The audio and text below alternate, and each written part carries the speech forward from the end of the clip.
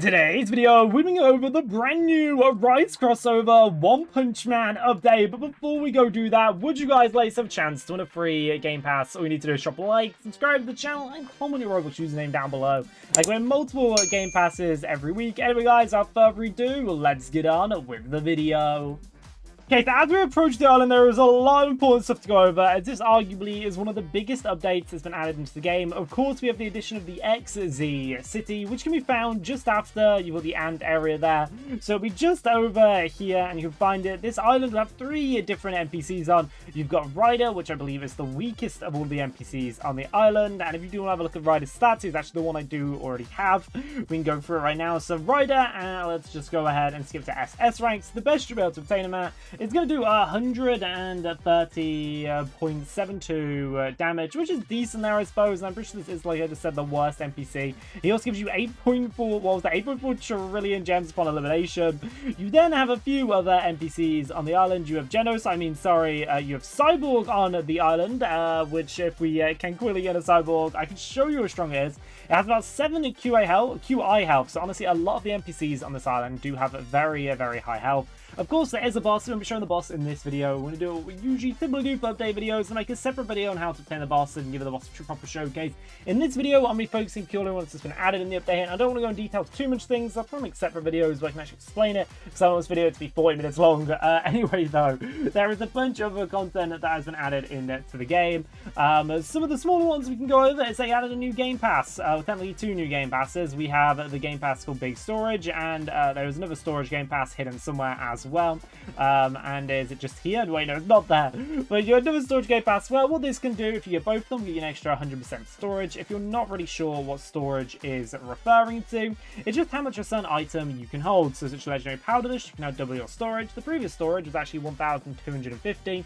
That thing has now moved to 1,500, plus the Game Pass you now reach 3,000, so hey, even easier to obtain a bunch of it, and that is very helpful when it comes to racing through the game.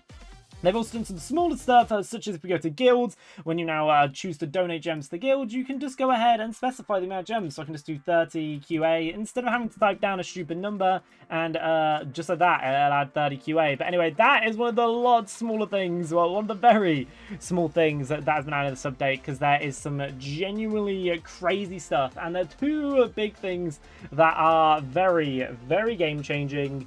Is the first thing of Relics. Now, if you're not sure what Relics are, and I don't even have Relics because this is my first time properly hopping on after the update, I had a quick little hop on so I could actually see what it was. But it's my first time I suppose recording it, and there is multiple different Relics, and now I can't give you guys like a proper example of these, so I'm just going to pop up on screen right now with the post about Relics. It says, new system Relics. Relics grant passive buffs and drops from all-time events. They'll be from dungeons, castles, and doo-doo. I always call it doo-doo. They also, if you want to see what the actual Relics do, you have a shadow damage one that will be boost shadow damage. You'll have a shadow level, which raises all your shadow levels. Doesn't change the cap of them, it's basically the level up boost. You'll have a drop chance, gives you extra basic chance to good stuff. A rise block, a boosted chance to actually rise things, that'll be very useful. And weapon damage, they were pretty nice there. Each relic has different rarities. You have E all the way to SS ranked relics, which hey, that's kind of nice there. And yeah, the buff space is to be stronger, 120% more effective and SS ranked.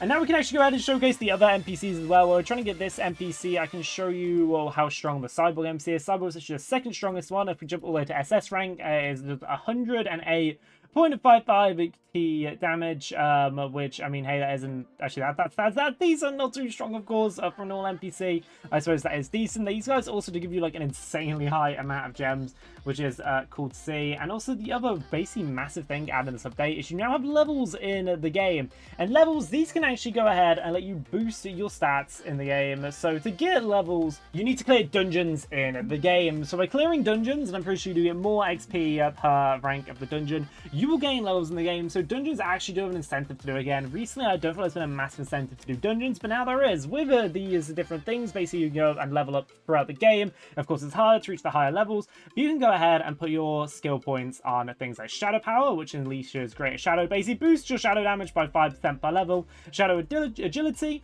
which lets Shadow basically move faster by 2%. Shadow Reach, that'll be 1% longer, so basically a 1 basically better reach. It's hard to explain there. Player Speed, which means means you'll move faster, and weapon mastery, which means you know, 5% weapon damage, which is current as meta of the game. This is looking quite nice to go ahead and see there. They have also added some other stuff in. If we look at stats now, you can actually see even more details about the Inferno Castle and a few other things there. It says enemies defeated just there. They basically just added a few more stats onto this right now. But yeah, if you're trying to level up in the game, what you'll need to do is you'll need to do dungeons. Like I said, dungeons are actually relevant and worth your time to do again. So they also did a big update to dungeons in the game. Dungeons will now spawn every 15 minutes instead of every 30 minutes, and will last for 14 minutes instead of 15 minutes. Basically, this means there will always be a dungeon that you can do in the game. Technically, there's a minute gap in between dungeons, but it'll basically always mean there is something for you to do when it comes to beating dungeons, which will just help you level up so much faster. It just also always means now there is always something for you to do in the game, whether you're trying to level shadows. It's giving just everybody more reasons to play, and I do like that. Waiting around sometimes can be quite annoying, although I do remember the olden days when you just had to hop on the game whenever an SS ranked dungeon, well actually it wasn't an SS, it was an S ranked dungeon will pop on, and I mean, hey, I won't complain about that, but either way, it's nice to see we're getting some more content added in, and it's just going to make gameplay look a lot smoother, as now there is literally always something good to do. And also, if you are wondering about weapons, we can go ahead and quickly show the weapons on this new island, as I'm going to assume they're going to be very, very busted, and they are very, very expensive.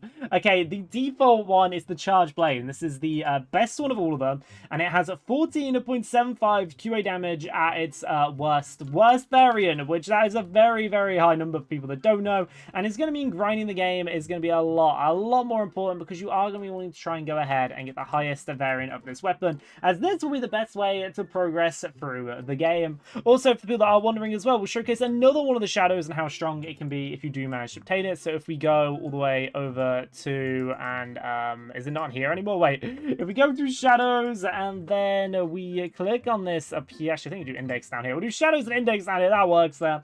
And we can actually now look at the hurricanes damage. You can SS hurricane, of course I'm getting guild boost. It'll do 119.58 trillion damage, which again is decent. I mean, you won't be using any of these other bosses that you have, but honestly, they'll give you some decent stats and will help you improve in the game. They have also added a few more things on. If we go in the right drop-down menu and go to AFK rewards, they have now added some new AFK rewards, which was kind of much needed, because AFK recently, there's been no reason to do it, as you just kind of need to grind things with an auto clicker. They've added a baby dragon mount, which I 100% want to try and obtain. They've added the twin crucian, which was just a skin. This actually may have been there before. But the main thing they added is you now get a Wesil G instead of a Zyru G. And yeah, let's just say this is going to be a really effective way to obtain it. It's going to be useful to have, and yeah, it's a really good one. Basically, it's just a much better version of Zyru. So if you are a new player, I actually would probably recommend just AFKing until you get a Wesil.